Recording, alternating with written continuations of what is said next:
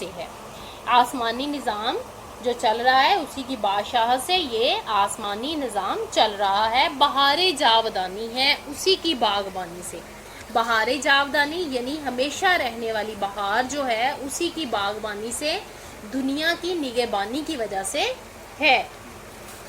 اس دنیا کی ہمیشہ رہنے والی بہار کا اصلی نگہبان اللہ تعالیٰ کی ذات ہے۔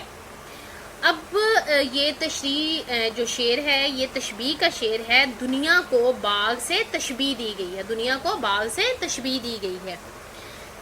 حفیظ جلندری خالق کائنات کی حمد و ثنا بیان کرتے ہوئے تشریح طلب شعر کے پہلے مصرع میں عرض کرتے ہیں کہ آسمانی نظام جو نظام شمسی اور قمری پر مشتمل ہے، اس سارے نظام کا کنٹرول صرف اللہ کے ہاتھ میں ہے، جیسا کہ قرآن پاک میں ہے۔ نہ سورج کی مجال ہے کہ چاند کو جا پکڑے اور نہ رات سبقت کرنے والی ہے دن سے، یہ سب ایک دائرے میں تیر رہے ہیں۔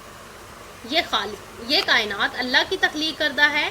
اس نے کائنات میں اس طرح ترتیب دی کہ کہیں ذرہ بھر بھی اونچ نیچ نظر نہیں آتی، ہر چیز اس کے قبضہ قدرت میں ہے۔ اس کائنات میں جو چیز جس طرف بھی دیکھیں ہر چیز گواہی دے گی کہ زمین و آسمان کا نظام چلانے والی اللہ تعالیٰ کی ذات ہے۔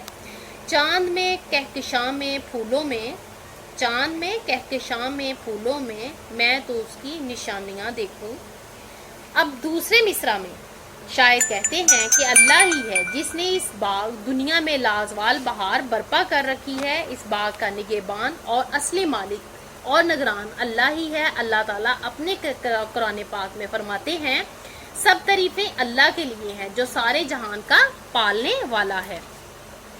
اللہ کی اس کبریائی اور عظمت کو امیر منائی بھی اپنے انداز میں بیان کرتے ہوئے خراج تحسین پیش کرتے ہیں کہ چمنے دنیا میں ساری رعنائیاں اللہ نے بخشی ہیں۔